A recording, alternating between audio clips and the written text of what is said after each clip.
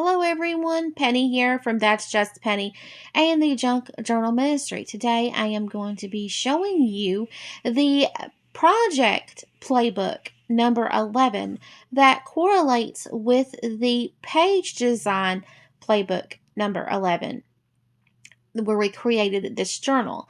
Today I'm going to be showing you the heritage folder inserts, and this is project playbook number 11. There's the instructions on how to create the little folder inserts. There's several different ways that you can use these.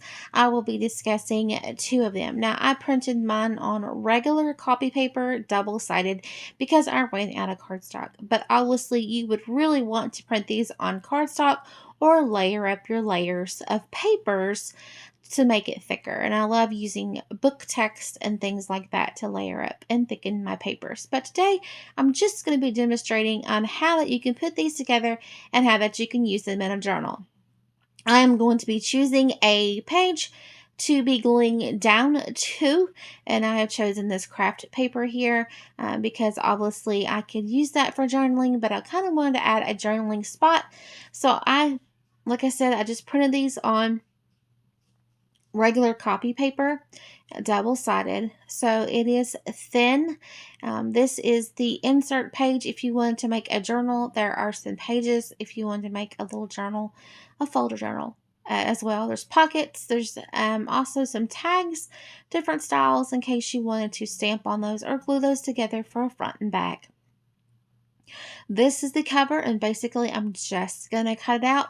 Now, for those of you who are wondering about the black lines, if you choose to save, if you choose not to cut the black lines off, you will need to do that also for the other pieces as well. So you need to cut them all the same. Sometimes I leave the black lines on, and sometimes I cut them away. But for templates, the way that these were designed, they were actually designed for you to be able to cut those away or just run these through your Brother Scan and Cut and let the Brother machine cut it for you. So that's why the black lines are actually there. It's for those who have the machines that you can just run through and scan it and cut it.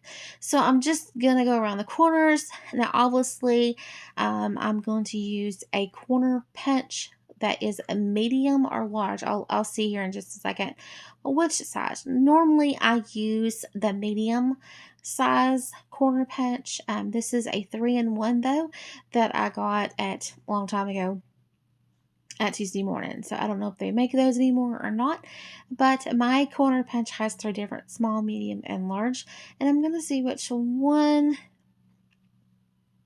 that fits the best. And I think it may be large, because when I design these, I try to design these all the same with the same corners, you know, the same shape. So this is the large corner punch.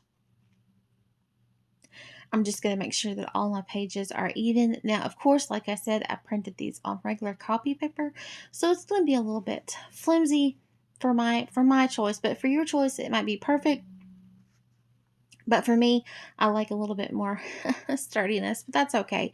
But for this demonstration and for this journal, it's already plumb packed, so thinner paper would be fine. So I'm just distressing this with coffee archival ink, and it's just about out, so I'm going to have to go get another one.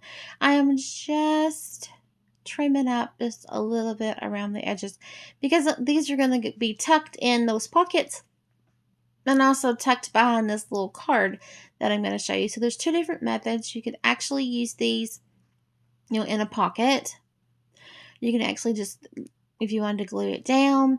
I also have a card template here that you will see me use, where I will create a tuck with a card and then put those folders behind that card.